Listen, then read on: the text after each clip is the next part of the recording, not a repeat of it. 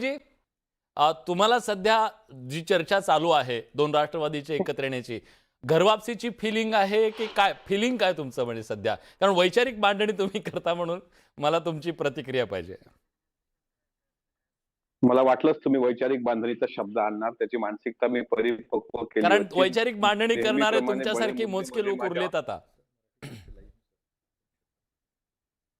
उरलेत हे मान्य करताय आपण, याबद्दल मी मनापासून आभार मानतो.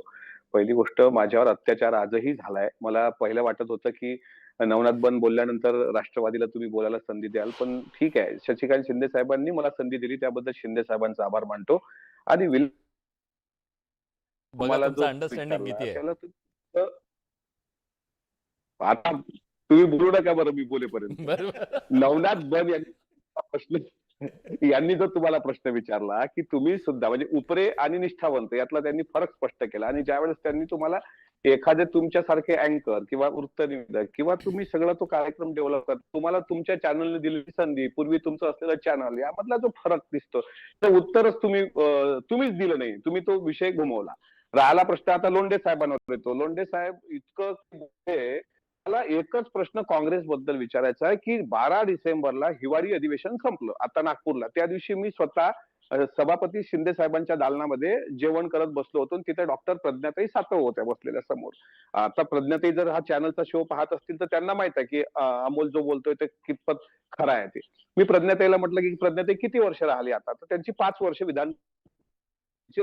आणि मी म्हटलं काय पुढे काही निर्णय घेताय का? कारण आता पुढे विधानसभा, लोकसभा किंवा तिथलं स्थानिक हिंगोली जिल्ह्याचं राजकारण. नाही म्हणत, आमच्या आमच्या रक्तात काँग्रेस आहे. हे 12 डिसेंबरला प्रज्ञाताईंनी म्हटलं, आणि 14-15 डिसेंबरला थेट प्रज्ञाताईंनी रवींद्र चव्हाण आणि नवनाथ बन होते त्या दिवशी प्रवेश भारतीय जनता पार्टीमध्ये केला. हर्षवर्धन सपकाळ असतील, ते अतुल लोंढे साहेब असतील, यांच्यापर्यंत माझा एक प्रश्न आहे की तुम्हाला तुमचे कार्यकर्ते सांभाळता का येत नाहीत? ज्या ताईंची 5 वर्षाची त्या ताई अचानकपणे भारतीय जनता पार्टीमध्ये का गेल्या? पहिल्यांदा तुम्ही तुमच्या घराचं चिंतन करा, आत्मचिंतन नंबर 1.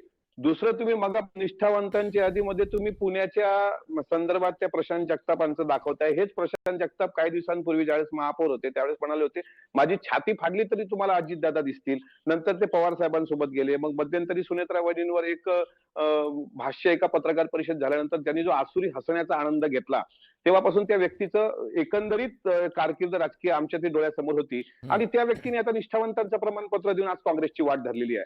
त्याच्यामुळे मूळ प्रश्न असा आहे की इथं उपरे आणि निष्ठावंत हा प्रश्न येत नाही.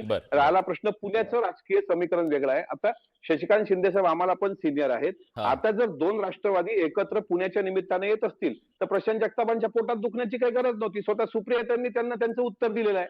स्वतः पवार साहेबांनी आणि अजितदादांनी सुप्रियातांनी निर्णय घेतला असेल तर त्यांना काही तसं हे करण्याची गरज नाही.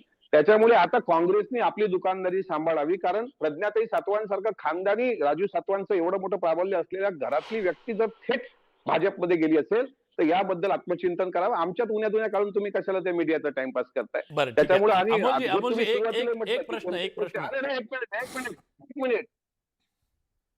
एक प्रश्न तुम्ही विलासजी माझं शेवट बोला, विचारा. बरं, एक प्रश्न तुम्हालाच बोलायला संधी विचारा. तुम्ही जो आता म्हणालात की काँग्रेसला त्यांचे नेते सांभाळता येत नाहीत, खरं सांगा, हा प्रश्न काँग्रेसलाच होता की तुम्ही पवार साहेबांसोबत हे म्हणताय टोला त्यांना सुद्धा आहे? कसा तुम्ही फुटून गेला होता भाजपच्या सोबत? माझा टोला काँग्रेसलाच आहे. तुम्ही फुटून गेला होता भाजपच्या सोबत आहे. अहो, आता त्याच्यावर शशिकांत शिंदे साहेब बोलणार आहेत. ते जे तुम्ही म्हणताय ना, जे तुम्ही फुटून गेला त्याच्यावर ते कशाला बोलतील? शशिकांत शिंदे तुम्ही विचारधारा सोडून गेलात ना भाजपच्या सोबत. विचारधारा सोडून असं आहे, आमची विचारधारा आमच्या सोबतच आहे. आम्ही काय कुठून गेलेलो नाहीये. प्रश्न तुम्ही मुद्द्याला बदल देऊ नका. मी काँग्रेसला सांगतोय, काँग्रेसने काँग्रेसचं घर सांभाळावं, मग महायुतीच्या घरात डोकवावं.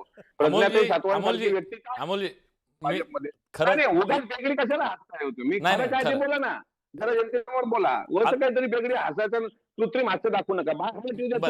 मी त्यांना बोलायला